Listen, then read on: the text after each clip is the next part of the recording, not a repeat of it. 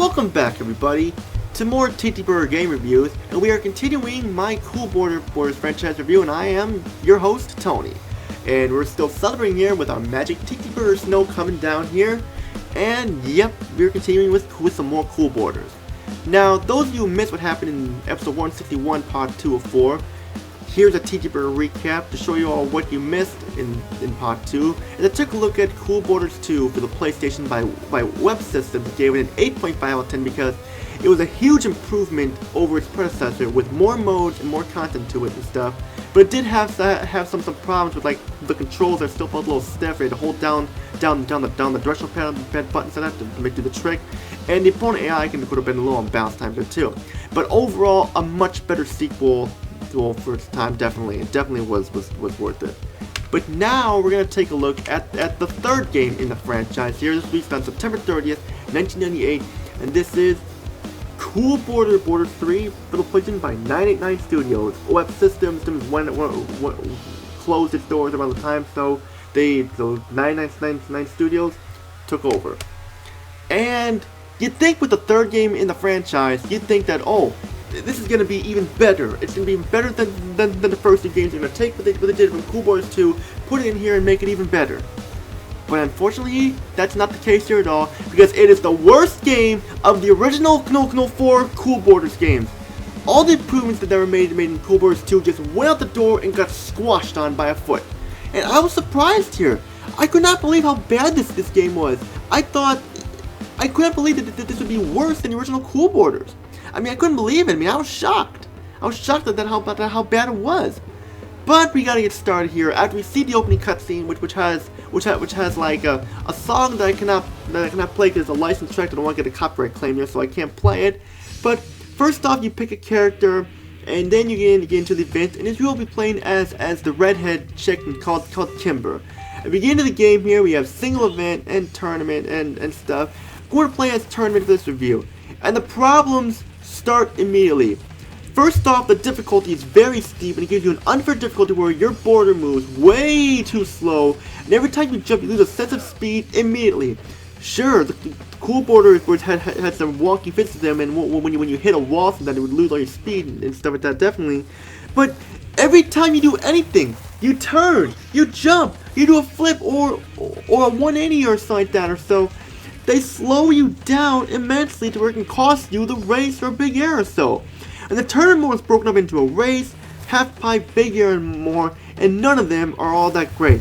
Mainly due to how your character controls, you'll barely get enough points to move on to the next event. The racing mode has you racing against 3 other opponents and you trying to beat them and stuff. They have like the mode where you can like get violent stuff after you can hit them or so, but this I turned it off because this just like slows you down so bad to a point you'll be dead last the whole time, so I turned it off. And the race mode had to go on against 3 other opponents, trying to beat them going around flags, or penalties they call them, or gates I mean. If you miss a gate, it gives you a 1-second penalty that will affect your time on the clock. And even if you get first place, but have the penalty or any penalties, this can put you in 3rd place or so. And you have to do tricks as well, for which is hard to do when you have other racers bumping into you and knocking you down. I tried many times to try to pull off tricks in this in the racing, but it's either win or lose situation. So pick your poison, bitch. Is what the game is telling you. Trying to pull off tricks does not work half the time because you have to be perfectly accurate with how you land. If you're only slightly off, you fall and you're not getting any points. Same with grinding rails. You have to be accurate on the rail or else you'll not get any points, you'll fall. And same with getting on the rail too. It's like you gotta be dead accurate when you press the triangle button to get on the rail, or else it just doesn't fucking work, you just fall. You fall a lot, and you just mostly fall, and fall some fucking more, where you're gonna turn the fucking game off, and just go back to Cool Borders 2! Because the game is just so unforgiving, it's like basically, oh, you thought, oh yeah, yeah, you had fun. Well, guess what? I'm gonna poison you now, bitch, by making the game so hard to where you can't play it. As I said, the game is telling you. And the controls suck. Half the time they're like 1 second delay, and they're very stiff, do not even work at all. You'll wonder if your controller is broken. Also in tournament mode, you cannot restart the event. You have to manually quit, load your save game, and then the last game you had, and this why it's just like, why couldn't they not do this? I mean, if you don't save the last game and just yeah, you're gonna be fucked if you don't save your game. And I'm trying my best here as well. I tried to like Cool Borders 3, but way too many problems with the game. In fact, the only really positive thing I can say about Cool Borders 3 is its graphics. The graphics looks fantastic for its time. Better than they did in Cool Borders 2. We got great character models, backgrounds look good and stuff like that.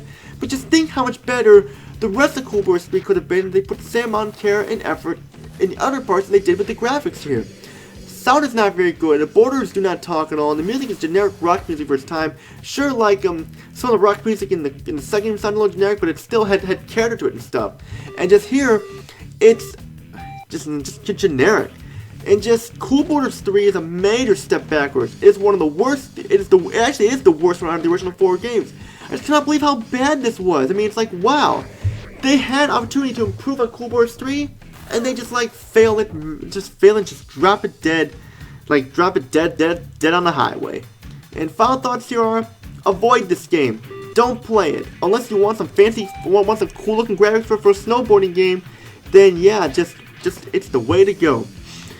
Cool Borders 3 is my final thoughts here. Cool Borders 3 is a big disappointment, and it's just pretty much cannot believe that we had a fantastic sequel, or only to get this. I mean, I know it was made by 99 Studios, but still, come on. This could have been better all around, definitely. I'm gonna give this a very low rating here. Very low rating. 1 out of 10, because the graphics. That's the only reason why I'm giving it a 1. If it weren't for the graphics, I would have gave it a big goose egg out of 10. And that's pretty much all I gotta say there. That's it for this part. The final part, we're gonna look at Cool Borders 4. How does that game fare? Is it better than Cool Borders 3? Find out next. That's all I gotta say. You know what to do. Subscribe, like the video, comment down below, and join my Discord group, TTBurger Games Tonight. Also, if you want people to join, the link in the description below. It's a permanent link to avoid 24 hours. Which all I gotta say. Peace out and have a great day. And stay tuned and avoid Cool Borders 3 at all costs. That's all I gotta say. Peace out, everyone. See you all in part 4 of 4.